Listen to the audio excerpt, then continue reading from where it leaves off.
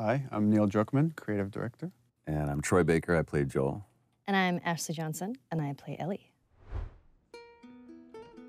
Pelican Drops. Pelican Drops.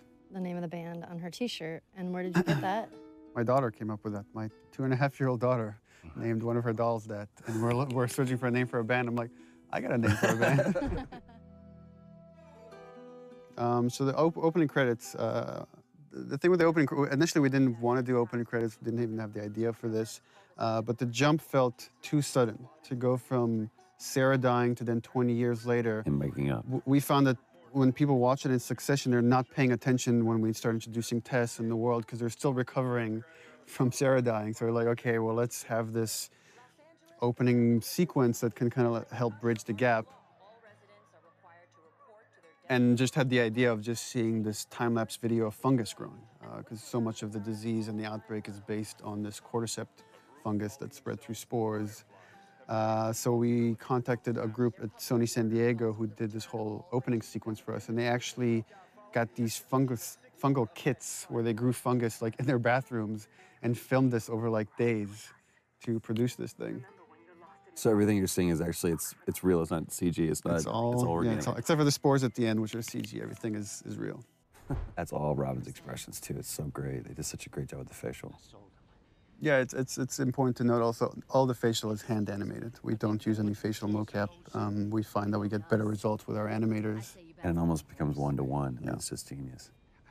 And this is something we struggled in the story for a long time, is like, how do we motivate this guy that shouldn't really want to do this mission? How do we get him to take on this mission to carry Ellie across the country? And it was through Tess. So if we get Tess to really buy into this thing, and then we, Tess gets infected, and she can convince Joel to take this on. At least initially, at least until we can spend long enough time with Ellie so they can connect. Yeah. And then it becomes about something else. Everybody else, because this was a part of the audition scene too, everyone else did that "don't touch me," they screamed it out, and I love the way she did that, where it was like that first "don't touch me," and it's just that realization, and I love the fact that Ellie's the one that figures it out, not Joel. You actually hit him in this scene in the face. That's right. I did. Right there, and we kept it. And he kept going, what a trooper. That's one of my favorite things, is when he goes, am I dead? He was sick that day. Yeah. He was like getting over a cold. I did hit him, and I felt so bad because it was a complete accident. I think I didn't realize my swing was going a lot faster than I thought it was. Of many people that you hit during the shoot of this project. Yeah. And talking to Bill, and he's about to talk about a partner that he's had. We've talked, there was a question that brought up, is like, what kind of partner is this? And Earl asked, is Bill gay? And I said, well, he could be. I mean, it's really up to you. Well, no, you gave the standard response of, what do you think? Because I really want him to own it.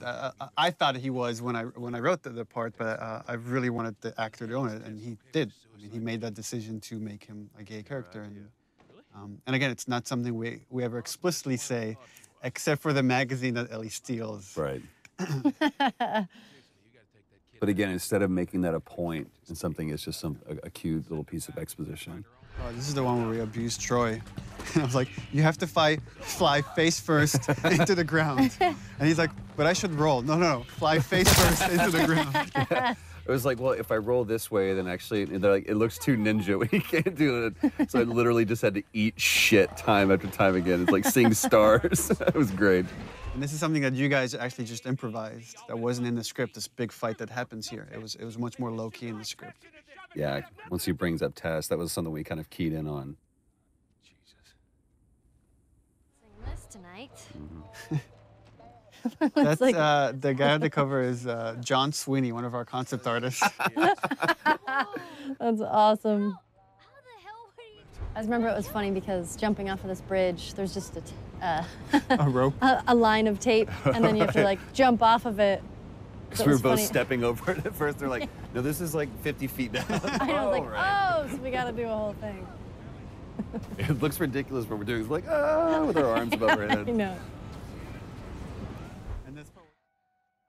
I have no idea what that would do to a person to actually see that, to have to do that. Yeah, I remember talking with Brandon about this when he's saying it's all your fault. He's not talking to Joel, he's talking to himself. Yeah. Yeah, the thing that's cool with this piece, Gustavo's music, is that you're carrying that weight. You're carrying the weight of that emotion of everything just happened onto the next scene, which even though they might not be thinking about Henry and Sam right this moment, but it's just that feeling is lingering going forward. The two of you them. and Jeffrey. It was amazing how well, and I mean, Jeffrey's just a few years older than me, but it was interesting playing the older brother to him. And yeah, we felt like brothers immediately. It was crazy. Oh, well, Jeffrey came, I mean, we almost cast Jeffrey as Joel. Would have been embarrassing, considering you're my brother-in-law. And Ashley Scott, she came really close to being cast as Tess. And when we needed Maria, I was like, oh, Ashley Scott. Perfect person. There were no auditions for these roles. That's when I mean, I've always been a fan of Nolan's work, but that's when I was truly awed by him at how he crafted this character. He took what you had and just really brought it to life. Yeah. I told him the most important part is don't play a bad guy. Yeah. This guy's charismatic. We have to believe that people will follow this guy. And that Ellie could trust him. Yeah. And you really took that on the chin that day, too. Man, this whole sequence with David, I was so beat up and bruised. Actually, I remember you came back the following day with bruises. I was like, guys, look at me. I had bruises We're like, everywhere. oh, that looks bad, but we're making a gonna game do some now. more instead. The scene where I think he got beat up the most. Yeah. Where you did? Yo, yeah. Yeah. I had bruises over my whole entire body. It was ridiculous. Yeah, this wasn't stunts. This was you. Yeah. Because choreographing sort of all of the little movements were so particular. And I think everybody sort of knew at this point that I kept hurting people. So I was like, you have to give her the foam knife because she will hit me. You were beating the shit out of that foam pad. I don't know what you were channeling. I have a lot of anger. Stop! It's such a great choice, I think, for you to. The dialogue wasn't important. Yeah, it was just a gesture. So it was like, just let the music take over, and it's the same theme from when his daughter dies. I remember talking with the music guys that were putting a lot of Gustavo's music in, and the first few passes were. There was this dark music that was playing here once Marlene reveals that Ellie's gonna die. And I was like, we can't play Marlene as bad because she's not bad. She's not. I mean, she's trying to save everybody. And if anything, I told him, was like, you can go dark with Joel. Because again, when Ellie's life is on the line, Ellie's in danger, he lets himself slip back into the murderer, the killer, however you want to view it.